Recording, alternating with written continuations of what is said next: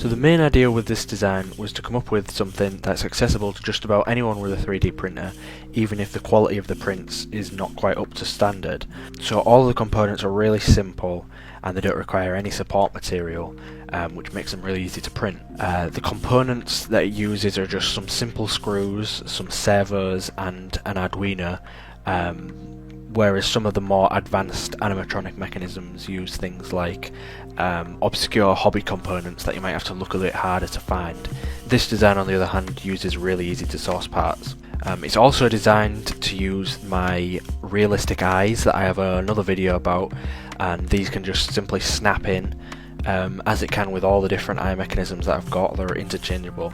I would say that overall this project is a good option if you want to build a functional and realistic eye mechanism, but you don't necessarily have access to tools like a lathe, and you can't necessarily get a hold of certain components very easily. So the design of this mechanism was partly inspired by a video I saw by David Sans Kerbis.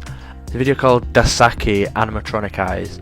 I think it's maybe based off a mechanism that's used quite often in puppeteering, because I think I've seen something similar elsewhere, but the basic idea of it is that the X and Y mechanisms are completely separate. So in my mechanism, the X-axis assembly is really robust with a really large range of motion. My Y mechanism, however, has a much poorer mechanical advantage and a lesser range of motion, unfortunately. But I would say that if you're making a sort of simple, easy to make animatronic eye, the sort of looking from side to side is probably going to be more important to you anyway than the looking up and down.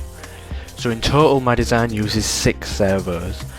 The X and Y mechanisms have 1 servo each controlling both eyes, whereas the eyelids have a separate servo for each eyelid.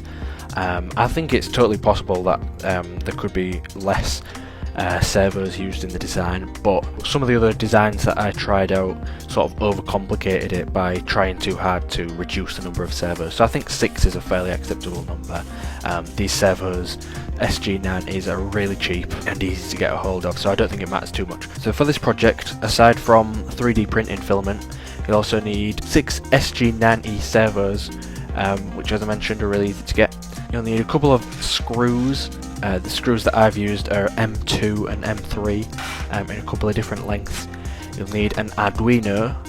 This design was designed with Arduino Uno in mind, but I'm pretty sure any board will work. Just as long as it has 3 analog inputs and an SDA SCL pins, it should be fine. You need a servo driver board, which in this project I'm using Adafruit 16 channel PWM driver board, which I have a link for in the description. You'll need some jumper wires, a joystick, a push to make switch, a little 10 kilo ohm resistor, and a potentiometer or variable resistor. So a quick note about the control that I'm using in the video. That's something that I'm going to put out a tutorial on separately in a few weeks. It's just not quite finished yet. That's just the potentiometer, the joystick and the button all in one package. So there's nothing wrong with having all those parts separate, but the controller will be a convenient way to use all those different things. So printing. The printing should be fairly easy. The majority of the parts print quickly and easily without supports. And I also used PLA for everything. I'm sure there are filaments that would work better. Probably ABS would be a little bit better. It tends to be better for removing parts, but there's nothing wrong at all with using PLA for this design. There are a few delicate parts as well to look out for, but if you're using decent quality filament and you're happy with your print settings, then you should be fine. I used a layer height of 0.2 millimeters, and that was fine, but I reckon you could probably get away with a layer height of 0.3 without too much trouble. You want too much post-processing to do either. Most of the parts I've used just came straight out of the printer and into the model, but since everyone's 3D print is a little bit different and I can't be certain how everyone's prints are going to come out, I've got a little guide to each component and the sizes of the holes you should be left with. So if you're having problems with the sizes of any of your holes, I recommend that you just get a little hand drill. You can get one real cheap off Amazon and just drill out all the holes to the right size according to these diagrams that I'll put up, and they're also in the download which you can find in the description. You will probably want to sand the eyes and the eyelids just to make them look a bit better. As I mentioned, I've got a full video on how to make the eyes, but the eyes and the eye adapters are really the only parts that you might need to sand. But other than that, most stuff should just work straight off the printer. So once you have everything printed and you're ready to put it together, start by connecting the two bases with 10mm M3 bolts, and this pivot point will serve as the pivot of both the Y mechanism and the eyelids, and then once that's in, you can put in the servo and use some M2 screws to fix it to the base, and this servo serves as the actuator for the X-axis motion. You then want to attach the Y-axis arm to the sub-base with a 5mm M3 screw and attach a servo horn on the third hole from the centre using a 4mm or 6mm M2 screw. So you can then start building the X-axis assembly by screwing the fork components into the eye adapters with 5mm M3 bolts. The angle is a little bit funny on some of these, but it should go in fine. You then want to attach the 3-point connector to the top of the forks. You also need to attach a servo horn on the final hole to the centre of the 3-point connector using another 5mm M3 bolt. You will need to drill out the hole on the servo horn just to make it accept that M3 bolt. You then want to attach the eye centre link component to the eye adapters with a 5mm M3 screw.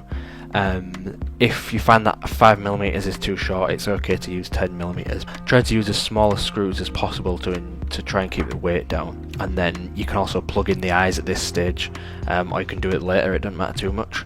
So I get that maybe some of that was a little bit tricky to follow, but if you check the diagrams, you should be able to figure out fairly easily.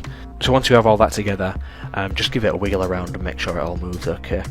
Screw all of this to the centre of the sub base with two 10mm M3 bolts, and then start loading up the servo block with 5 Tower Pro SG90 servos in the orientation shown.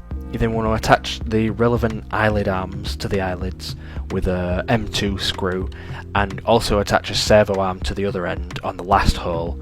And again, you might want to drill the servo horn hole out to between 1.5mm and 1.8, just for the M2 screw to be able to bite in.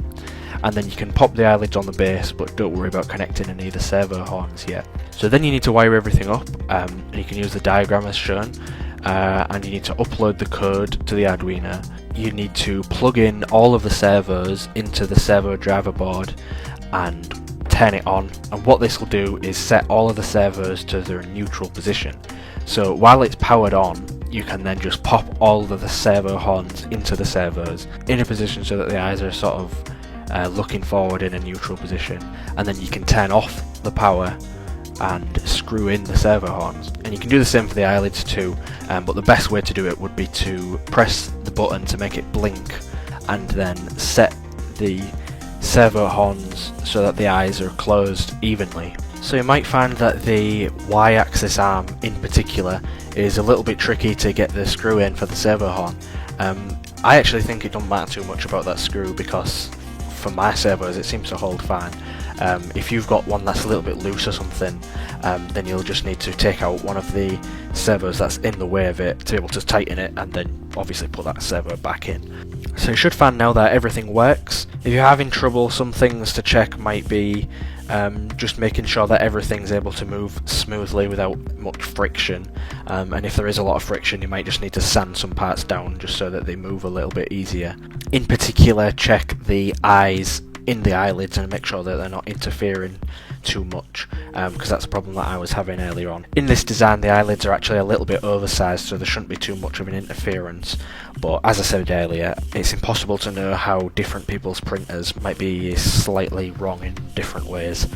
So I really hope that it's gone well for you and you've got a cool eye mechanism that you can be pretty happy with. This eye mechanism works great, but I was also looking for something a little bit more robust and reliable and lighter, which in the next video I'm going to show my more advanced eye mechanism. So I hope that you will tune in for that. Another thing for me to mention quickly is that I have started a Patreon. Currently I try and make every project as cheaply as possible, which means recycling all of my old projects for screws and the same set of 10 MG90S servos that I got off AliExpress about 3 years ago. So with a little bit of support of Patreon, that should help to keep me producing these projects and keeping them open source and free. Just in case some of those servos die, I don't want it to make any sort of change to the content that I put on YouTube. But I am currently posting a few times a week on Patreon, just with updates of projects that are in progress. There'll also be some other perks, such as I'm planning on sending out a sticker pack to some of the tiers, but any tier will be able to see all of the updates that I'm going to post on there. And as it turns out, without me even having to make a video on it, I already have one supporter, so here's a big thank you to Paul Lopes. So if you are interested in a little look behind the scenes, or you just want to help the cause, or you actually just want an extremely cool sticker pack, consider checking out the Patreon. There's a link in the description. So thanks for watching, and I'll see you in the next video.